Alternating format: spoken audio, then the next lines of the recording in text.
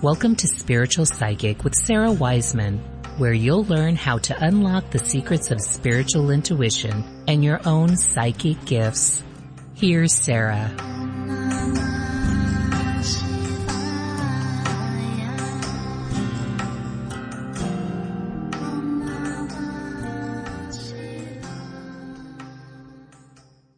Welcome to Spiritual Psychic. I'm Sarah Wiseman. Today we're talking about, does the state of being, in quotes, mean doing nothing?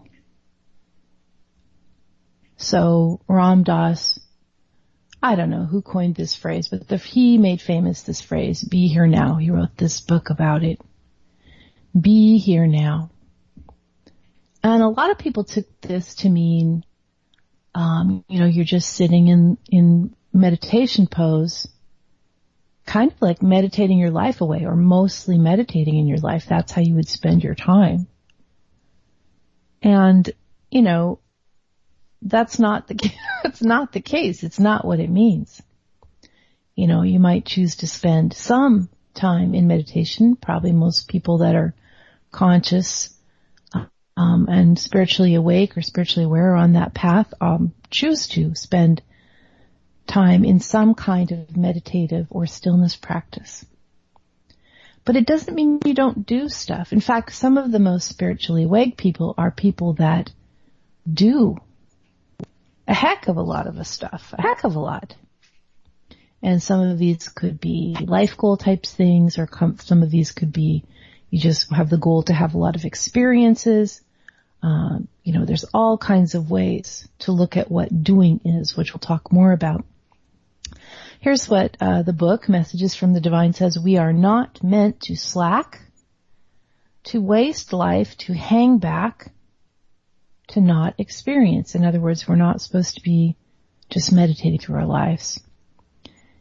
We are meant to have a life rich with a variety of experiences so that we are continually expanding our understanding of ourself in the world.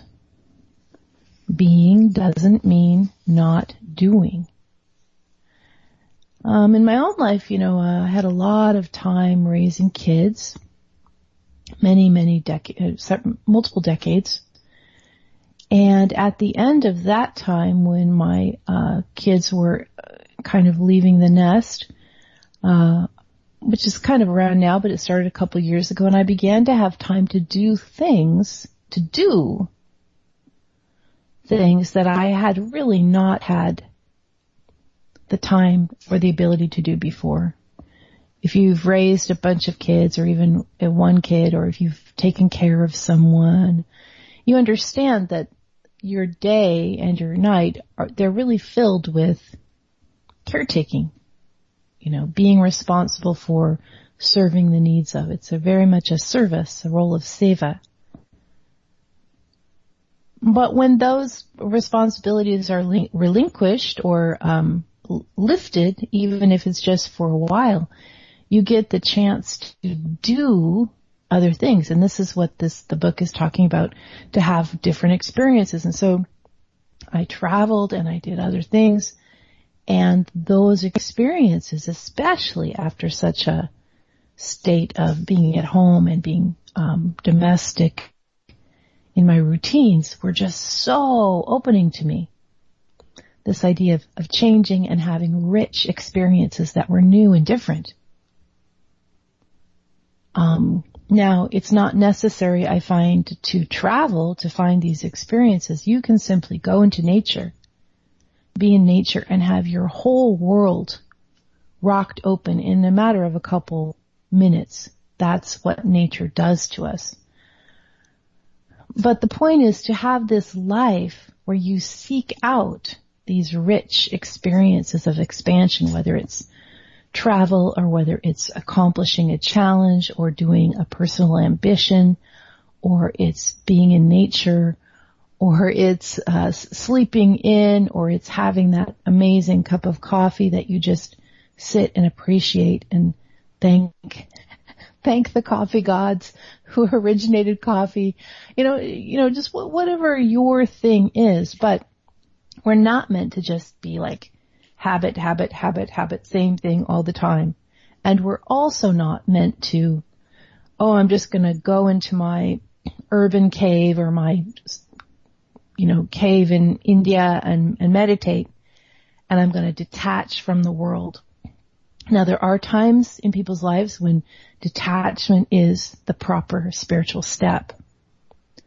But in most cases, and that means like 99.9%, we are not meant to detach from the world. We're meant to take our spirituality and be in the world with it.